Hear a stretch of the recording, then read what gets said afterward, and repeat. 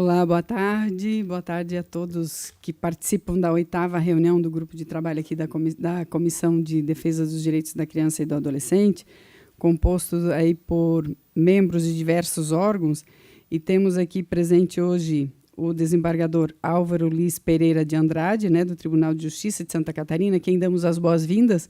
É a primeira reunião do GT que ele participa. É um prazer tê-lo aqui conosco e certamente vai poder contribuir muito com os trabalhos aqui desse grupo de trabalho. Seja muito bem-vindo, desembargador Álvaro. Temos aqui também o doutor João Luiz Botega, representando o Ministério Público, nosso parceiro já, né, e parceiro de praticamente todos os grupos de trabalho que tratam das questões ligadas à criança, aos direitos da criança e adolescente, né, doutor João? Trabalhando muito sempre. Temos a doutora Patrícia Zimmermann também, que é da Secretaria de Segurança Pública de Santa Catarina, das DPCAMs, né? Que está online aqui também, né, Patrícia? Nossa parceira também em diversos grupos de trabalho, em diversos programas em defesa das mulheres também. Seja muito bem-vinda. Temos também o Gilberto Hatke, da Associação dos Conselheiros e Ex-Conselheiros Tutelares, que não entrou ainda. Também a presencial está aqui a Rose, da Undime, né? Seja muito bem-vinda, Rose. Obrigada pela sua presença, obrigada pela parceria, pelo seu trabalho também, sempre em defesa aí das nossas crianças e adolescentes. E temos presencialmente aqui também a Monique Portela, do Tribunal de Contas, né? Diretora de Atividades Especiais. Também o Paulo Tefeli, é isso? Tefili? Filho. E o Alexandre Tizen, também do Tribunal de Contas, que são hoje vão apresentar os resultados aí da auditoria do Tribunal de Contas com relação à questão da evasão escolar, né, que a gente tinha conversado já com o doutor Gerson Sica, que hoje não pôde estar aqui, mas está representado por eles e que vão fazer essa apresentação. Também a Lilian Domingos. Também é do TJ, ok. Bom, mas aí damos início, então, à nossa segunda reunião desse ano, do GT, e eu já desejei aí as boas-vindas a todos, e o desembargador, na verdade, o desembargador Sérgio Isidoro Raio é o que vai representar, e hoje o senhor representa ele, é isso, desembargador Álvaro? Perfeitamente, desembargador. O desembargador Sérgio fez aniversário recentemente e está com 2 semaninhas de férias. Então, eu sou vice-coordenador da CEIG, né, coordenadoria estadual da Infância e Juventude aqui do Judiciário. Então, eu estou no lugar dele, mas o representante oficial é o desembargador Sérgio. Obrigado. Ok, mas seja muito bem-vindo hoje aqui, então. Nós temos ainda algumas instituições que não fizeram as apresentações dos relatórios das ações, e nós pedimos, inclusive, para que os que estão pendentes ainda, caso queiram fazer essas apresentações, que encaminhem pelo e-mail da comissão. Na última reunião, nós tivemos a apresentação da Secretaria da Educação sobre evasão escolar aqui em Santa Catarina. E a representante, a Fernanda Zimmermann, ela compartilhou, na época, os dados com base no painel Apoia. E nós retomamos o assunto e seguimos acompanhando os avanços, né, tanto do programa Apoia, quanto também da questão, especialmente da Bolsa de Estudo do Governo do Estado. E do Bolsa Estudante, né, que o Governo do Estado lançou para estudantes do ensino médio. Nós tínhamos, à época, a informação, né, de que o pagamento da Bolsa de Estudante estava sendo, ainda se aguardava a liberação, agora já foi liberado, já está sendo realizado o pagamento, né, e, segundo a Secretaria, mais ou menos 47 mil alunos serão beneficiados. A Fernanda estaria aqui hoje também para fazer uma apresentação mais atualizada, para ver os dados, ver os números, nos passar essas informações, mas ela está de férias e ela, na próxima reunião, vai fazer essa apresentação, que eu acho que é importante para a gente ver se houve e qual a evolução a partir do pagamento dessa Bolsa Estudante pelo Governo do Estado. Mas hoje nós teremos aí 2 apresentações. Uma delas é dos representantes do Tribunal de Contas, né, do Estado, que vão trazer os dados da auditoria que o Tribunal de Contas fez sobre evasão e abandono escolar. E a segunda é a apresentação por parte do Dr. João Botega do Programa de Proteção a Crianças e Adolescentes Ameaçadas de Morte. Santa Catarina assinou adesão, né, ao programa federal, e hoje o Dr. João, à época eu participei do lançamento aqui em Santa Catarina e solicitei ao Dr. João que ele fizesse uma apresentação aqui para o grupo de trabalho, para que a gente conheça e inclusive possa também divulgar, e através aqui das redes sociais da casa, esse projeto possa ser divulgado e ser de conhecimento, né, dos órgãos que tratam do assunto, obviamente que já conhecem, mas principalmente da população. Então, eu já vou de imediato aqui passar a palavra para os representantes do Tribunal de Contas para fazerem essa apresentação. O doutor Sica hoje não pôde participar, mas Monique, você que vai apresentar?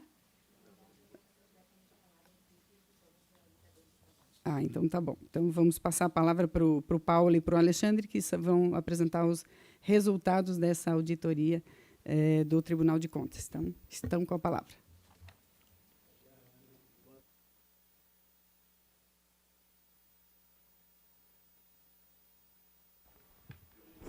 Boa tarde, agora sim.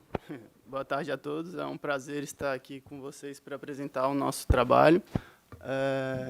A gente já desenvolveu outros trabalhos aí em parceria também com o Ministério Público e com a Undime, que também a gente já trouxe alguns dados, né, principalmente sobre a rede municipal. Hoje a gente vai trabalhar um pouco sobre os dados que a gente trouxe da rede estadual. Foi uma auditoria que a gente realizou em 2021, que começou lá em abril, e foi até outubro. Então, os dados que a gente vai apresentar hoje são do ano passado, né? Eles estão atualizados, se eu não me engano, até agosto. E o foco no nosso trabalho, então, foi os impactos da pandemia na rede estadual de ensino, né? E a equipe que realizou a auditoria foi eu e o Paulo. É uma auditoria operacional, né? Ela é um pouco diferente dos trabalhos do Tribunal de Contas ali, que a maioria são auditorias de regularidade, que tem o foco em responsabilização, em verificar como está a lei, né? No nosso caso, ali nas auditorias operacionais, a gente analisa uma política pública e busca melhorias a partir daquele momento, né? Então, são auditorias um pouco diferentes. Ali tem o fluxo da nossa auditoria operacional, como é que é mais ou menos. A gente passa um tempo planejando, estudando o assunto, para depois ir executar, fazer inspeções em loco e trazer o relatório com os resultados, né? Então, só para deixar claro também, esse trabalho que a gente desenvolveu, ele ainda não passou em plenário, ele ainda não foi votado e apreciado pelo Pleno, né? Então, ele é uma posição ainda da área técnica do tribunal, os resultados que a gente vai apresentar hoje, né? Então, acho que pode passar, Monique. O objetivo, então, como eu já falei, foi verificar as ações que estão sendo planejadas e implantadas pela rede estadual de ensino para conter e recuperar os impactos da pandemia, né? Esse foi o foco do trabalho. Eu vou passar um pouco a palavra para o Paulo para ele explicar melhor os resultados. Boa tarde a todos primeiro, né? Antes de entrar nos resultados, como vocês puderam ver, a gente focou no ensino médio, certo? Desde o início de 2020, quando as aulas presenciais foram suspensas, o tribunal já veio trabalhando bem intensamente na área de educação. Inclusive, no início do ano de 2020, a gente começou a produzir recomendações para as redes de ensino para lidarem com essa situação atípica no período da crise. E saiu uma cartilha, inclusive, com recomendações, assim como a Undime faz, o IED faz. Mas a gente aproveitou a oportunidade também para fazer uma auditoria operacional, que é um trabalho mais robusto, que é uma fiscalização propriamente dita, e que gera recomendações, determinações, e um compromisso por parte da unidade gestora com o tribunal. Então, ele é um trabalho mais forte do que os trabalhos também muito importantes de, enfim, assessoria, recomendações. E o nosso foco foi no ensino médio, porque a gente, claro, não consegue abraçar o mundo, a gente não consegue fiscalizar tudo que a gente gostaria, então a gente foca naquilo que é mais grave, é mais urgente, que tem mais materialidade, mais relevância num dado momento, considerando a capacidade da equipe.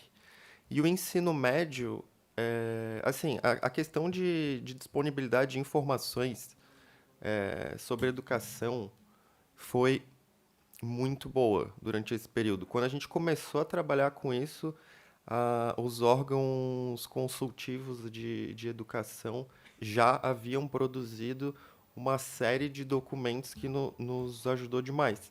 E ficava muito claro que o ensino médio era o período escolar que tinha um potencial de ser afetado pela pandemia muito, muito maior do que os outros. Inclusive, já com dados falando do momento, né? Não era apenas uma perspectiva do que ia acontecer depois. A gente já tinha atualização de informações no tocante à exclusão escolar. Então, assim, a nossa grande preocupação era que a situação de quem já é vulnerável, já é mais vulnerável, não se agravasse. Esse era o nosso pensamento, quando a gente começou a fazer esse trabalho. Então, ao longo dele, a gente foi percebendo que não era apenas uma visão da equipe técnica e daquilo que a gente tinha lido, que tinha sido produzido na pandemia, mas que o nosso próprio ordenamento jurídico, nesse sentido, ele já era super lúcido nesse sentido. Ele já tem assim uma base muito forte para tratar dos mais vulneráveis, das classes que socialmente e economicamente se encontram numa situação desfavorável, e as crises elas tendem justamente a, caso não haja ação afirmativa da administração pública, elas tendem a agravar essa situação. Então, assim, a auditoria ela teve mais achados do que esses que estão expostos ali, mas esses dois são os principais. O primeiro, baixo índice de retorno de alunos do ensino médio às atividades, e pode ver que ali não tem uma especificação de durante a pandemia. Está genérico, porque a gente percebeu que esse assunto, na verdade, ele já era um problema anterior, vocês sabem muito bem disso, né? Vocês trabalham especialmente com esse tema. Só agravou, né? Foi um assunto que agravou, a gente vai mostrar numa visualização ali, num gráfico. E a gente também fez questão de falar da oferta de educação profissional técnica de nível médio na rede, que a gente entendeu como insuficiente. Então, em relação... Só voltando ali, até também a seleção do tema, eu esqueci de falar, a auditoria operacional, ela chega num estágio ali, depois que ela passa em plenário, o gestor ele apresenta um plano de ação que vai ser monitorado ao longo do tempo. Então, a gente buscou não focar só nos problemas que eram pontuais da pandemia, mas que também problemas já estruturais, como a evasão escolar, que a gente vai monitorar isso 2, 3, 4 anos. Então, o que a gente viu na auditoria ainda vai ser objeto de novos trabalhos por parte da nossa equipe. Então, só para ilustrar a questão de que não é apenas um desejo da equipe que as coisas aconteçam de uma certa forma, que os problemas com os quais a gente se apega mais são subjetivos, a gente adota critérios que estão em normas e também estão na doutrina, nas produções fora do ordenamento jurídico. Mas, como eu falei, na questão da educação, a gente tem bastante orientação no ordenamento e que são suficientes, na verdade, apesar de, claro, a gente estudar outros materiais. Então, a gente se apegou ao princípio da universalização, da permanência, da superação das desigualdades educacionais e o da promoção da busca ativa, que provavelmente foi o tópico mais falado durante a pandemia, a questão da busca ativa. Isso em relação ao primeiro achado, certo? E no Plano Estadual de Educação, a gente separou um dispositivo da Meta 3, que ele resume bem a nossa ideia. que ele fala de permanência, de fortalecer o acompanhamento e monitoramento do acesso, e fala dos jovens beneficiários de programas de transferência de renda. Então, ali já tem aquela preocupação com a questão da vulnerabilidade, só não tem a palavra vulnerabilidade aí, mas é disso que a gente está falando. Pode passar para o próximo, por gentileza. Outros documentos que a gente usou como base estão ilustrados aí. Então, é produção da Comissão Técnica de Educação do IRB, né, o Instituto Rui Barbosa, documento da Undime, da Unicef, documento produzido pelos 3 órgãos em conjunto, documento produzido pelo IED. Eles todos são de abrangência nacional, né? Então, assim, eles são usados como base para a gente entender a realidade, mas é lógico que se a gente tiver produção específica falando do estado de Santa Catarina, é melhor. Em relação àquele último documento do Indicador Permanência Escolar do IED, ele afirma que existe uma correlação entre a exclusão escolar, que aqui a gente está entendendo a exclusão como o abandono e a evasão juntos. Em nível nacional, existe uma correlação entre a exclusão e os níveis socioeconômicos. Então, quanto maior o nível socioeconômico de um determinado município,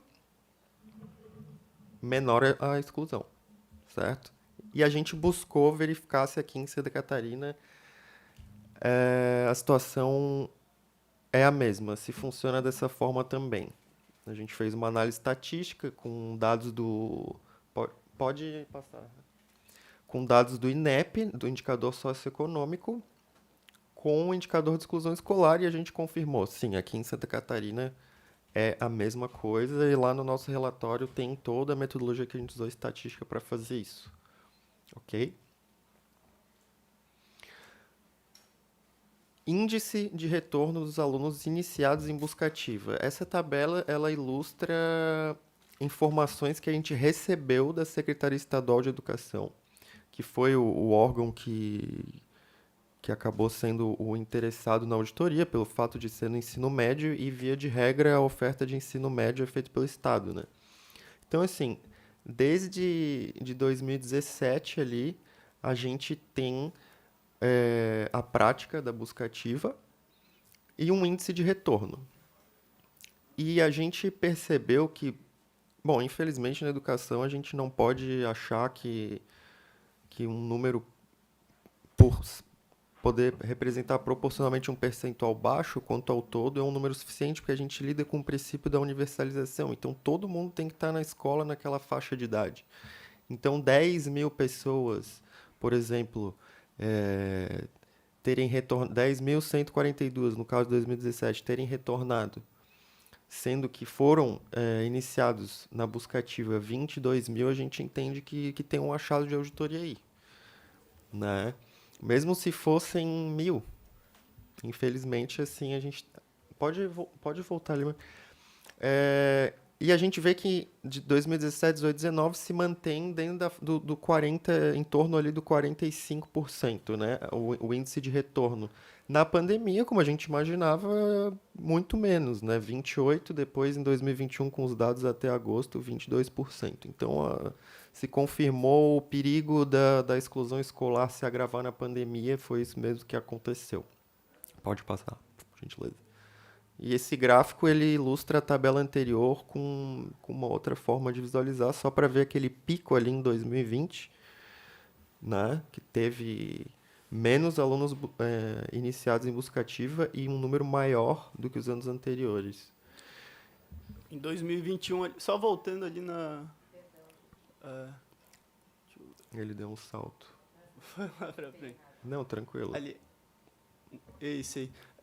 Em 2021, ali pelo gráfico, parece que tá decaindo, né? Mas, na verdade, os dados ali são só até agosto. Por isso que tá menores, né? Em termos quantitativos. Provavelmente até o final do ano iria ficar equivalente. Pode passar, por gentileza. Aí não dá para ver muito bem, né? Infelizmente. Mas eu consigo explicar essa tabela. Se eu não me engano, ela é da Unicef. Da Unicef, com dados do IBGE. O que nos interessa muito quando a gente faz uma auditoria operacional é entender as causas de um problema e atacar essas causas. A Unicef ela fez um estudo nacional com os dados de 2019 que mostrou quais são as maiores causas para a exclusão escolar. A que se destaca é a que tem a mais difícil interpretação, inclusive, porque a gente poderia destrinchar em outras subcausas, vamos dizer assim, que é a questão do não interesse do aluno de estar ali estudando. No nosso entendimento, com o que a gente estudou, com as entrevistas que a gente fez, é que quem não tem interesse em estudar, normalmente não tem interesse porque precisa contribuir com a renda familiar. E daí a pessoa abandona no ensino médio, lógico, ela já tem idade para aprendiz, depois para, na verdade, aprendiz é 14, né? Mas ela já tinha idade antes para trabalhar como aprendiz e com 16 já pode trabalhar com carteira assinada. Então, o que a gente gostaria muito também é que a sede tivesse nos apresentado um diagnóstico das causas, assim como a Unicef fez em nível nacional. Mas, enfim, pode passar, por gentileza. Então, a gente solicitou e os dados que chegaram para a gente, eles diziam respeito aos dados que eles tinham num sistema que foram que tava, como é que era? Diagnóstico, tu lembras do nome? Diagnóstico Acho que tem no próximo slide. Isso, diagnóstico de busca ativa. do Quando regime as aulas especial. foram suspensas, o sistema Apoia ele não tinha preparo para lidar com a situação e a sede desenvolveu um outro sistema. Que ele está disponível com painéis de BI. Pode voltar, Monique, por gentileza. E nesses painéis mostravam as causas do porquê que o aluno não estava. Por que ele estava em situação de exclusão? Bem parecido com o estudo da Unicef. No entanto, particular a situação Pandemia. de pandemia, de ensino não presencial, né? Mas então, quando a gente perguntou das causas da exclusão, eles mandaram justamente essas informações.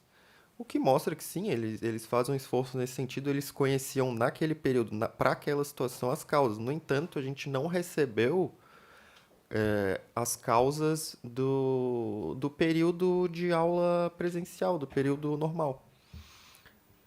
Tudo bem, seria ótimo, mas assim, o que nos interessa de fato é o impacto da política pública que vai ser implementada para resolver um problema. Como que eles vão fazer isso? Da discricionariedade do gestor, certo? Pode passar, por gentileza. E aí, pode passar? Mais uma. Uhum. Esse aí é só para ilustrar como é que era o painel, né? Cada coluna desse histograma é uma causa. Pode passar. Ela só precisa restabelecer Ah, tá. a conexão. Ah, tá bom. Eu paro?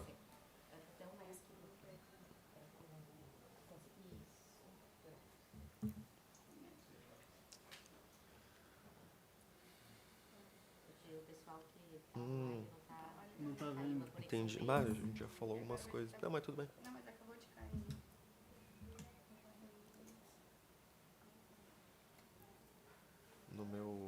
Na minha apresentação do ciclo aconteceu isso também.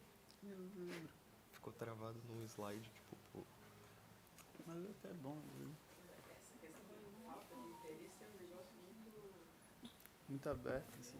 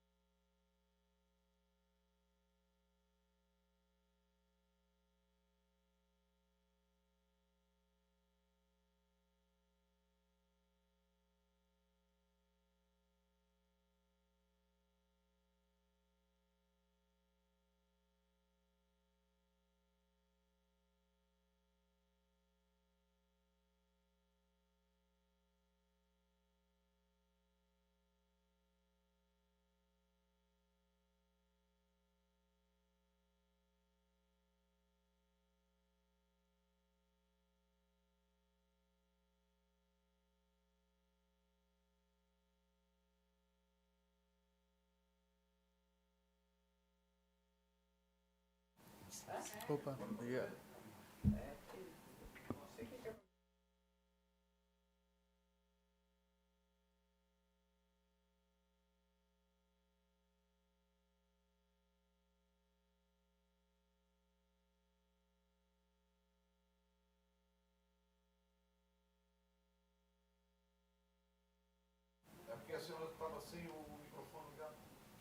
Não, é porque não tá, o pessoal que está online não está nos ouvindo, aí a gente queria que eles participassem, eles não vão mais poder participar, por isso. Deu um problema técnico aqui, mas tudo bem, nós vamos continuar aqui então. Então segue o Alexandre e o Paulo. Então tá. Pode passar. Aí seria um destrinchamento das causas para outras causas menores. Mas eu acho que essa parte já ficou bem claro, né? A gente já pode passar para a questão da recomendação e do que a SED apresentou. Então, tendo em vista esse achado do baixo índice de retorno do aluno do ensino médio, a gente produziu essa recomendação de que fossem promovidas, então, políticas públicas de permanência escolar aos alunos do ensino médio, considerando as condições socioeconômicas e de vulnerabilidade de cada aluno.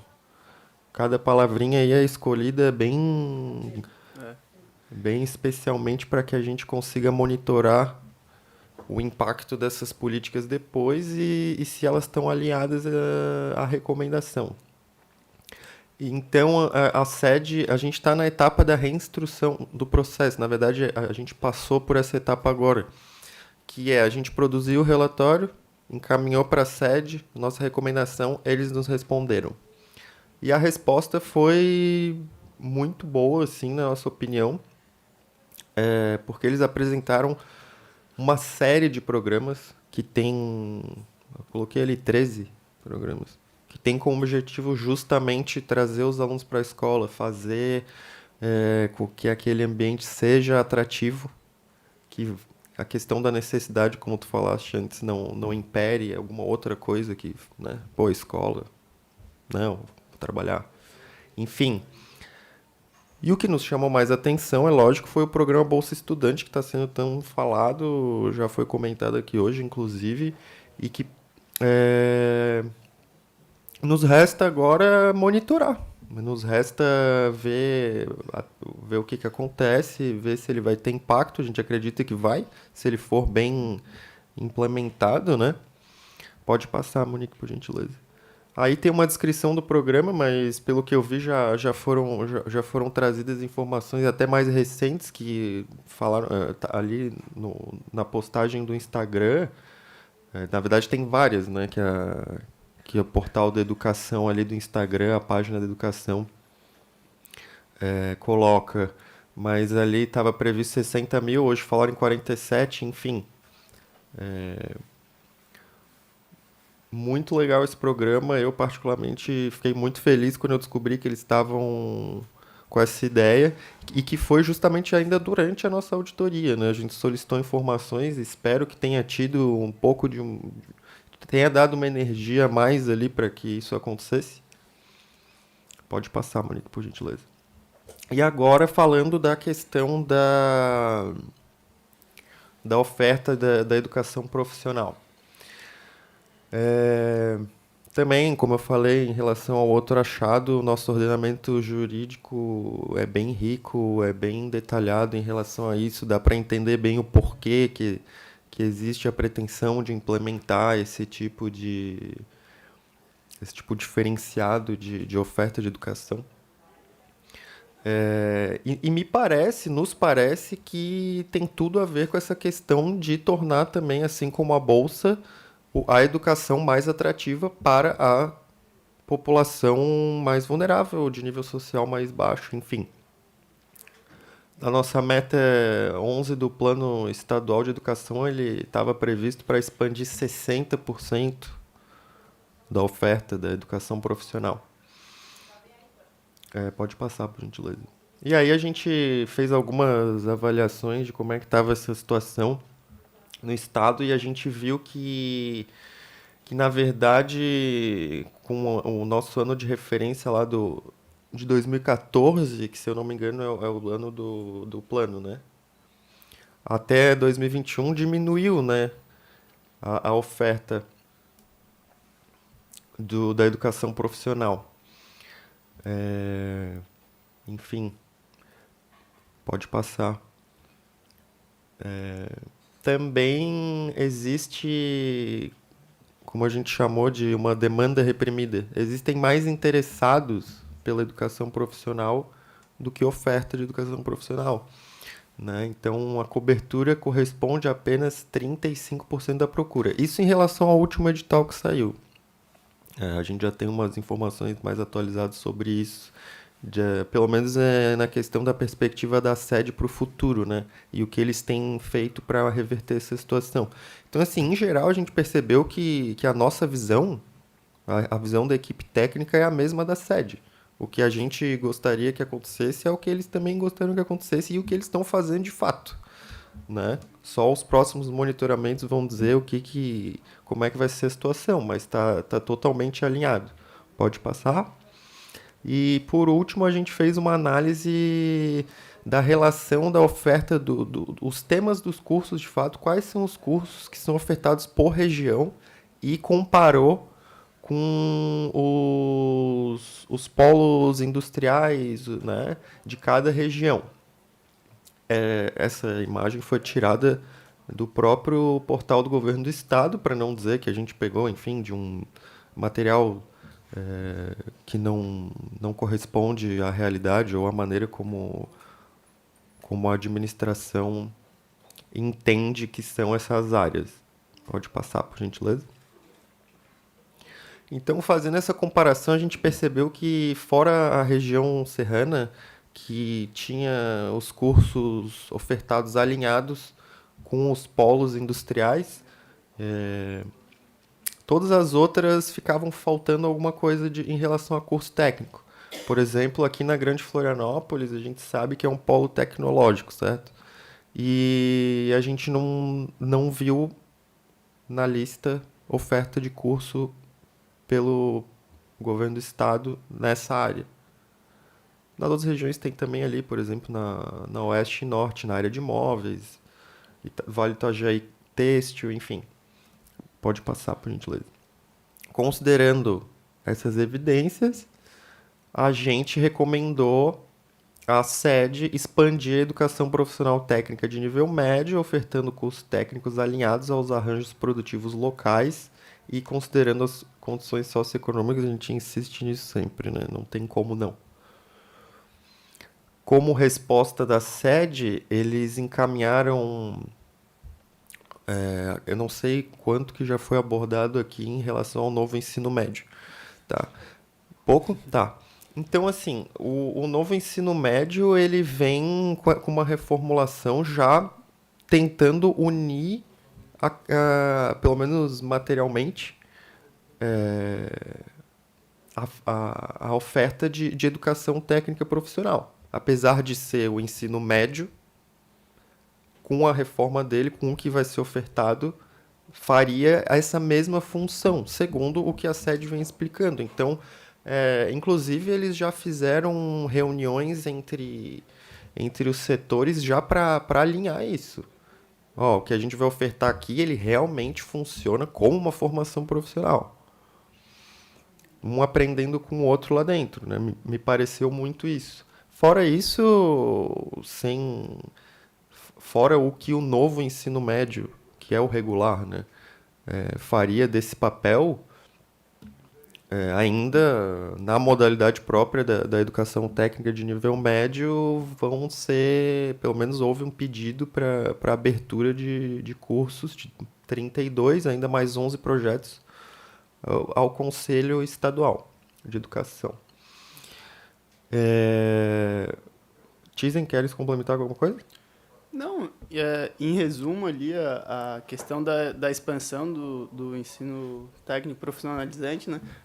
A gente viu que a sede está caminhando no mesmo sentido, está trabalhando nisso, né? E até a própria questão das trilhas do novo ensino médio, então acho que vem nessa linha.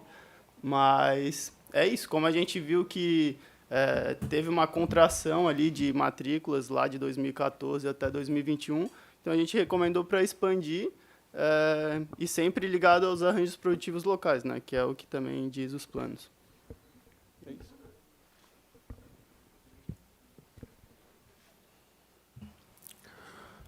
É isso, pessoal. Acho que o desejo maior por trás de tudo isso é promover realmente a universalização, é todo mundo na escola, todo mundo estudando, e erradicar a pobreza, enfim, tentar fazer os nossos objetivos constitucionais que já existem há tanto tempo se realizarem, e que, infelizmente, é um negócio super complexo, e aos poucos a gente vai trabalhando junto para que isso aconteça. Muito obrigado, Paulo. Obrigada, Alexandre. Obrigado, eu que agradeço. Rose, queres fazer alguma pergunta, manifestação? E eu estava aqui ouvindo atentamente a apresentação, né, deputada, e quando a gente olha os dados com esse olhar mais amplo, a gente consegue perceber o quanto a educação básica também tem uma contribuição nessa evasão do ensino médio. Porque o ensino médio, na verdade, ele depende do bom processo de alfabetização na educação básica. A outra questão que me chamou a atenção é que hoje os municípios, não só de Santa Catarina, mas de todo o Brasil, lidam com uma situação bastante difícil, que é os profissionais de apoio na educação infantil e no ensino fundamental das crianças com deficiência, né? E o quanto a oferta do ensino médio, magistério no ensino médio, poderia auxiliar nesse sentido. As prefeituras poderiam criar cargos, né, de profissionais de apoio para a contratação, ao invés de trabalhar com a figura dos em formação, né, dos estagiários, que hoje, muitas vezes, estão dentro das redes municipais, né? Então, penso que é um trabalho que necessariamente precisa ser feito de forma conjunta, e penso que a Undime, nesse sentido, tem trabalhado muito, envolvendo todos os municípios, né, na qualificação tanto da educação infantil como do ensino fundamental. E, uma vez que a Secretaria do Estado abrace conjuntamente a questão da evasão no ensino médio, com a oferta de mais cursos profissionais, a gente deve avançar significativamente, um trabalho coletivo. E é claro que precisa ser feito um trabalho em rede. Eu acho que talvez essa seja a única forma. Eu acho muito bacana quando a gente tem acesso a informações de uma auditoria como essa, da mesma forma que a gente teve aqui a apresentação do trabalho da Secretaria de Educação, para a gente ter as informações e, a partir disso, né, de forma conjunta, construir caminhos, né? Ninguém faz nada sozinho, né? Nem a Secretaria, nem as escolas, nem nós aqui, nem o Tribunal de Contas, né? Então, acho que talvez esse seja o caminho mais efetivo. E eu realmente tenho uma curiosidade muito grande de saber se, uma vez implementada a Bolsa Estudante, qual é o efeito dela, né? Qual é o efeito desse apoio nesses números, né? Se eu imagino, né, com base nas informações, inclusive, que vocês apresentaram aqui, que os números vão reduzir substancialmente, né? Falta de interesse, né, é muito subjetivo, realmente. Acho que está muito diretamente ligada à questão da necessidade mesmo, né? Talvez até para não falar que é necessidade, mas também ligada àquela questão que a Rose falou, o nosso ensino fundamental. Como é que está o nosso ensino fundamental, né? Qual é o interesse que as crianças têm a partir do que é oferecido no ensino fundamental de continuar? Mas eu acho que, quando a gente tiver esses dados, a gente vai ter uma clareza maior se realmente o que a gente tanto fala, que a maioria dos estudantes no ensino médio que saem da escola por algum motivo, na maior parte dos casos, é porque precisam contribuir, principalmente agora no período da pandemia, mas os números mostram que isso já era um problema anterior, né? Mas, principalmente na pandemia, tiveram que sair para poder contribuir com a renda familiar. Agora, teoricamente, esse não seria mais um problema, né? Ou, pelo menos, ameniza, não é que não seria um problema, ameniza substancialmente a situação. Então, muda, não muda, o problema é mais profundo, né? Temos outras causas, né? E que a gente precisa investigar, que a gente precisa ir atrás para saber, mas o importante que eu considero é que cada um está fazendo o seu trabalho, né? Vocês estão fazendo, investigando, buscando informações, buscando as causas, para que a secretaria também possa fazer a sua parte, para que os municípios possam fazer a sua parte, e nós aqui, no caso de precisar atualizar, modernizar, enfim, a legislação ou fiscalizar o governo do Estado, também podemos fazer a nossa parte. Então, acho que é esse trabalho conjunto realmente que vai dar resultado. Falando da questão que a Rose falou do ensino técnico na área do magistério, eu sou formada em magistério, meu segundo grau, à época, foi no magistério. Então, eu tinha duas opções, ou contabilidade ou magistério. Como eu não me dava muito bem com os números, eu fui para o magistério. E poderia ser hoje dar ficar no lugar desse estagiário, né? Fazendo essa assistência, né? Ou não sei como é que é o nome? Na verdade, é um serviço de apoio, né? Ao profissional, ao professor. Né? Nas creches, é muito o atendimento ou cuidado para que o professor possa dedicar-se à tarefa de efetivamente educar. Né? Porque é difícil separar essas duas coisas na fase inicial da formação do ser humano. Né? Por outro lado, né, deputada, eu penso que uma questão bastante séria hoje é a falta de professores. Né? Hoje a gente já está vivenciando isso, principalmente professores do ensino médio, né? E das áreas específicas, né? Professores de letras, matemática, ciências, química, física, né? Porque é uma profissão que, infelizmente, está desvalorizada, né? Pela sociedade. Penso que, como a gente está chegando agora a um fundo do poço, talvez a gente reveja, né, essa situação, e penso que o governo do Estado fez sua parte nesse processo de aumentar o salário dos professores, porque a valorização não é só salário, mas também passa por aí. Né? Com certeza. Com certeza. Então, um profissional que ele atua na educação e ele não tem condições de entrar numa livraria e comprar livros, algum problema já começa a acontecer. Né? Então, não tem condições de visitar um museu, de entrar num processo de assistir eventos culturais, enfim. Se atualizar, né? Se atualizar, né? Se manter atualizado, porque hoje o profissional não consegue mais em nenhuma área trabalhar sem atualização permanente continuada. Então, para além de as redes... educação, né? Exatamente. O conhecimento dobra com uma velocidade muito grande, né? E a geração que está vindo aí também espera que a gente acompanhe esse ritmo, né? Então, eu penso que são ações que precisam de múltiplas mãos. É um problema complexo e, para problemas complexos, as soluções também não virão né, com apenas uma pessoa ou um grupo pensando isso. Né? Todos precisamos pensar e precisamos ainda encontrar uma forma de envolvimento das famílias, que também hoje estão terceirizando em muito esse trabalho e responsabilizando a escola, né, por coisas que não são da escola.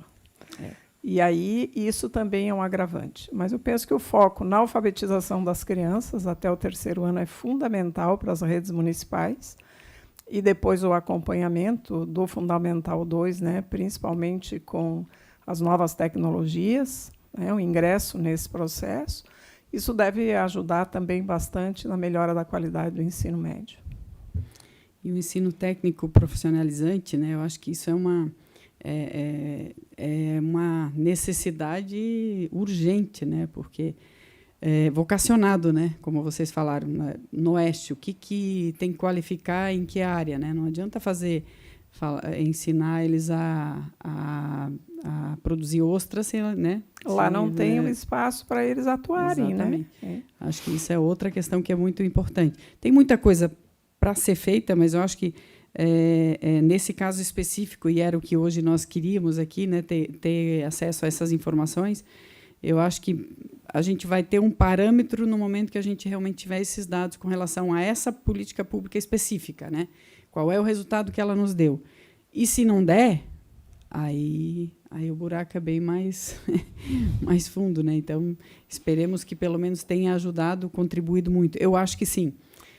A gente, né, eu pelo menos no período, logo depois da pandemia, em várias visitas que eu fiz no interior, essa era uma constante, uma constatação praticamente em todos os municípios, de que os jovens saíram da sala de aula, que precisaram ajudar os seus pais, né, a trabalhar, a trazer renda, fazer, né, incrementar a renda familiar. Na agricultura, eu sou filha de agricultores, mais ainda, né, lá, e aí eu tenho, né, conversei com várias pessoas, os filhos foram trabalhar, foram ajudar os pais a trabalhar nas propriedades, nas pequenas propriedades, né? Então, como é que você faz, né? Tem que oferecer uma alternativa. E aí tem uma outra coisa também, que já não é aqui, mas a Rose estava falando antes, e que é uma coisa que eu me preocupo muito, e eu tenho um filho hoje, ele tem 14 anos, mas desde pequeno ele é muito antenado, muito ligado, como a maioria das crianças hoje, e aí vai para uma sala de aula com a maioria dos professores com uma idade um pouco mais avançada, não tem como... É muito difícil conciliar os interesses de quem, né, dessa nova geração que está a bilhão com um professor que está desatualizado, né? E agora a pandemia fez com que a maioria tivesse que se modernizar e tivesse que entender pelo menos a linguagem na área de tecnologia, né, do que essa gurizada fala. Porque senão era... Meu filho estuda numa escola privada, mas ele reclamava. Então, imagina quem estuda numa escola pública, né? Que é muito mais difícil. Então, é um desafio para ambas as partes, para os alunos, para os professores, aliás, de manterem as aulas interessantes para aqueles alunos, né? E os alunos também se manterem em sala, né? Quando ainda o professor escreve num quadro negro, né? Você tem um livro, né, físico, e a maioria já nem lê mais. Então, é um desafio gigante, né? Acho que teve um buraco aí nesses últimos anos aí que realmente não vai se recuperar num curto prazo, num curto período de tempo. Mas eu acho que a pandemia talvez ela tenha trazido isso, assim, ou levantado, tirado a sujeira debaixo do tapete, mostrado que esse é um problema, que ele existe e que a gente precisa enfrentar. E para os gestores, o problema é a adequação da infraestrutura, né? Que é outra questão. Assim, o acesso às redes de internet e o acesso ao equipamento, para que o professor realmente ele vai passar por uma capacitação, mas ele precisa ter a infraestrutura adequada para que ele use aquele conhecimento com os alunos, né? Então, é um desafio gigante que a gente tem pela frente. Mas eu penso, né, essa é uma frase que eu repito todos os dias para a minha equipe, é de ação em ação, que a gente vai qualificando a educação, né? Não dá para fazer tudo de uma vez só. Mas, se você tiver um bom planejamento a longo prazo, você consegue avançar significativamente, né? Porque a educação se muda em décadas. É isso aí. Né? E o primeiro passo, acho que é ter conhecimento da situação, ter um diagnóstico claro da situação, para, a partir disso, definir ações, seja da parte do executivo, quanto mesmo daqui do legislativo, enfim, todas as áreas competentes, né? Então, acho que, primeiro, dar os parabéns para o Tribunal de Contas por ter feito esse trabalho, porque ele joga luz sobre o tema, né? E dá credibilidade, né? Porque é uma informação, né, que é incontestável, né? Então, acho que isso é muito importante, né? E a secretaria, eu também tenho visto que tem feito, está fazendo um trabalho, como vocês também confirmaram, né? Eu estava vendo ali aqueles 13 programas, que realmente você implementar 13 programas não é uma coisa simples. Alguns já existiam, né? Mas não é fácil. Então, acho que realmente está todo mundo querendo fazer sua parte, e esse trabalho em rede é fundamental. O Undime também fazendo um trabalho acompanhando isso, né? Isso. Que é fundamental. E, em conjunto, eu também acredito nisso. Acho que, aos poucos, a gente vai fazendo, vai melhorando e vencendo os desafios. Porque quando os órgãos, né, que têm que fazer a fiscalização, eles estão imbuídos, não apenas de fiscalizar, mas de ajudar a apontar os caminhos, isso Verdade. Tem uma força muito grande, né? Então, eu penso que Santa Catarina tem avançado significativamente, deputada, por conta dessa união, né? Ministério Público, Tribunal de Contas e os gestores lá na ponta, né? Que estão no dia a dia, né? E quando os entes políticos envolvem-se com isso, eu penso que a gente avança um pouquinho mais, porque é aqui que são definidas, né, as legislações, que se consegue fazer as mudanças necessárias para que a gente avance, né? Então, acho que esse é o caminho, estamos no caminho certo. Muito bem. Mais alguma consideração? Então, infelizmente, nós teríamos mais a apresentação do Dr. João Botega, mas como hoje a tecnologia nos deu um golpe aqui, infelizmente não vai ser possível continuar ou termos a apresentação dele. Mas eu agradeço muito ao Paulo, ao Alexandre, à Nicole, né? A Monique, por apresentarem, por virem hoje aqui apresentar esse trabalho e por fazerem esse trabalho, né? Mais do que a apresentação, por terem tirado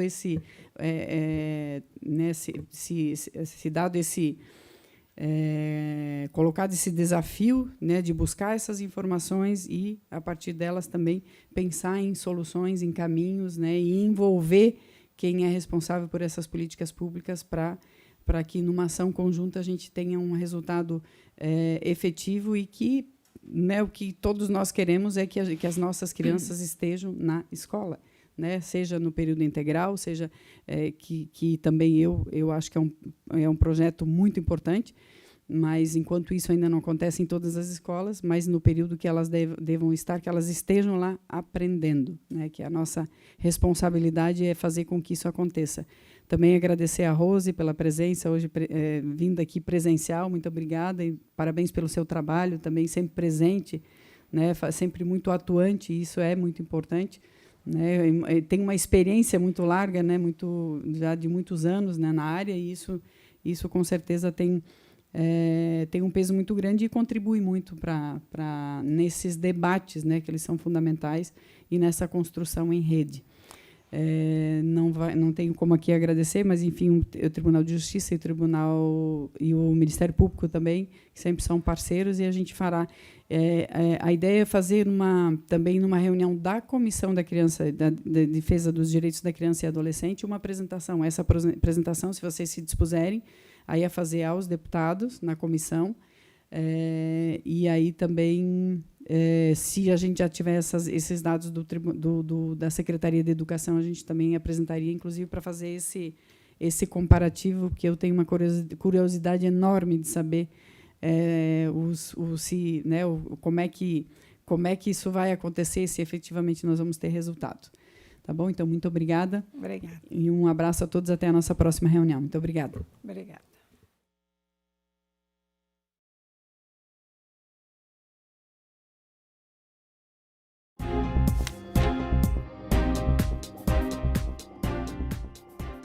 O título NET veio para deixar a vida do eleitor